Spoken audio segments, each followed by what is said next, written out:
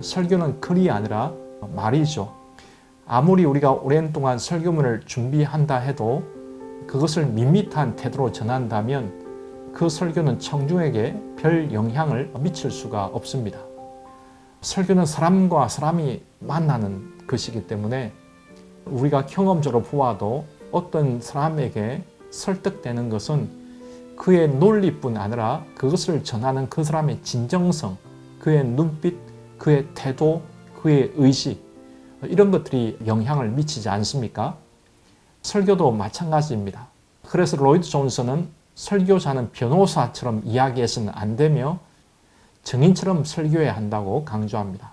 마치 어떤 일의 삼자인 것처럼 냉랭한 태도로 말해서는 안 되고 마치 직접 보고 들은 증인처럼 자신의 영혼을 쏟아 말해야 한다는 것이죠. 그렇다면 이러한 열정의 근원은 무엇일까요? 그것은 단순히 말하기 어렵지만 분명한 것은 열정은 본질적으로 우리의 입술에서 나오는 것이 아니라 우리의 심장에서 비롯된다는 것입니다. 곧 잃어버린 영혼을 향한 구령의 열정, 또 세상의 유일한 희망인 복음에 대한 확신, 그리고 그리스도를 향한 사랑, 이런 것들이 열정의 근원이 됩니다. 제가 올해로 약 20년째 설교학을 공부하고 있는데요.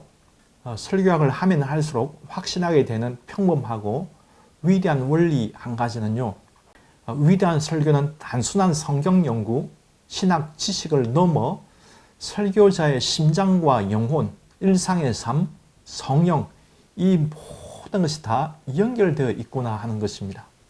여러분이 정말 탁월한 설교를 원하신다면 지적인 연구를 넘어 일상 속에서 하나님을 경외하고 사랑하는 마음, 모든 죽어가는 이들을 사랑하는 마음, 그리고 그들의 유일한 소망인 복음의 능력에 대한 확신을 지키는 것이 대단히 중요합니다.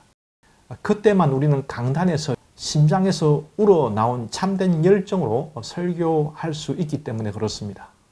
사실 우리 시대 교인들은 이런 설교자에게 목말라 있지 않습니까? 그런 맥락에서 마틴 로이드 존슨은 강의 설교자가 항상 기억해야 하는 가장 중요한 원리를 자신의 설교 신학에서 단 한마디로 압축해서 잘 설명하고 있습니다.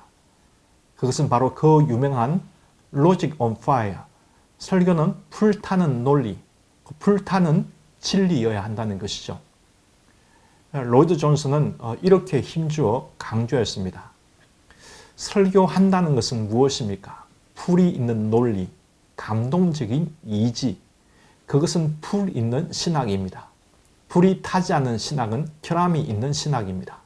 그렇지 않다면 신학에 대한 설교자의 이해에 결점이 있는 것이라 나는 믿습니다. 설교란 열정에 불타는 인간을 통해 나오는 신학입니다. 곧 참된 설교는 단순한 논리나 논쟁을 넘어 불타는 논리여야 한다는 것이죠. 설교자의 뜨거운 가슴을 통해 진리는 해설되고 논쟁될 때 힘이 있다는 것입니다.